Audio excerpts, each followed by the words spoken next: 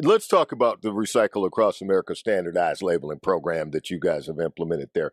How did that all get started? I mean, how did you connect with them, and what impact has this made so far in the state of Rhode Island? That's a great question. Well, two questions when you think about it. So it actually, our connection with Recycle Across America predates me at Resource Recovery. But one of my colleagues, Crystal Noiser, was just reading an industry magazine and saw a little blurb about it and thought it looked interesting.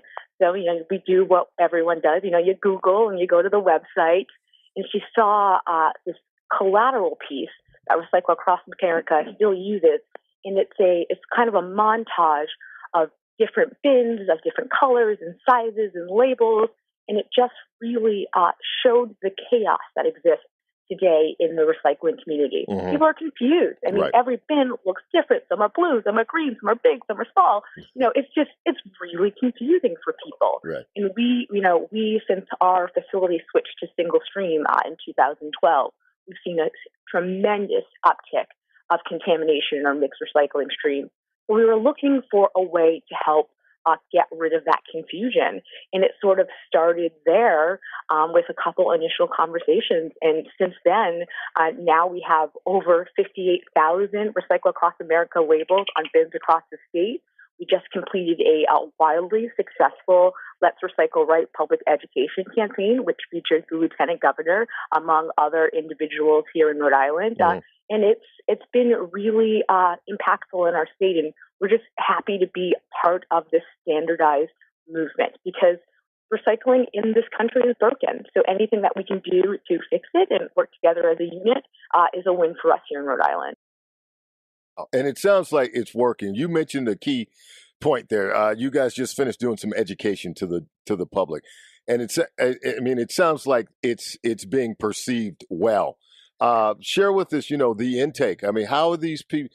Share with us the results of what you've seen from, the educational resources that you guys have put out to the general public. Of course, so, we at the end of the day, as a quasi-state organization, we have to be very results focused. We exist to do the work of the state. So anytime we're out there spending money to educate the public, we want to make sure that we see results. And we got some really good results from the Let's Recycle Right campaign at our materials recycling facility. We obviously have the ability to track levels of contamination in our loads, and we actually were during the duration of the campaign, we saw a 12% decrease in the pre-sort residue tonnage.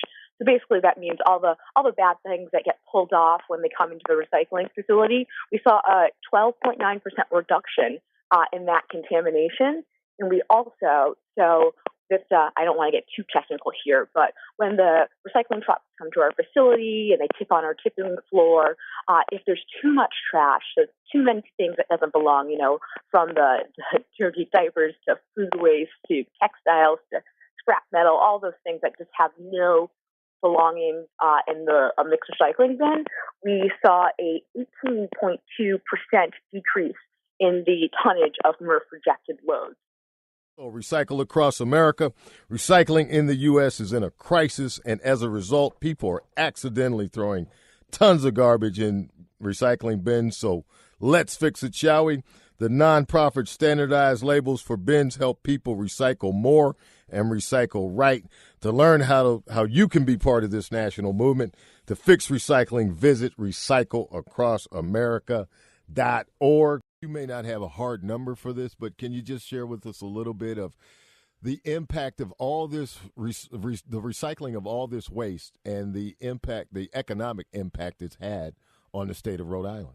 One piece of the puzzle that I would be remiss if I didn't talk about is Rhode Island has basically one landfill, and it's a precious, precious resource in the state.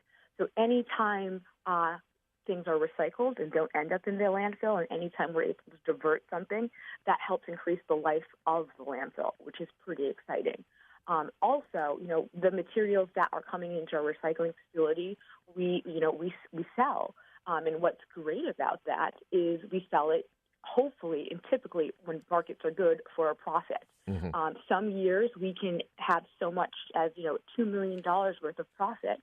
And what we do with that money is we actually share 50% of that profit back to Rhode Island's 39 cities and towns to help fund their recycling programs. Wow. So recycling, it's a business, and it can be a very good business that trickles down in the states.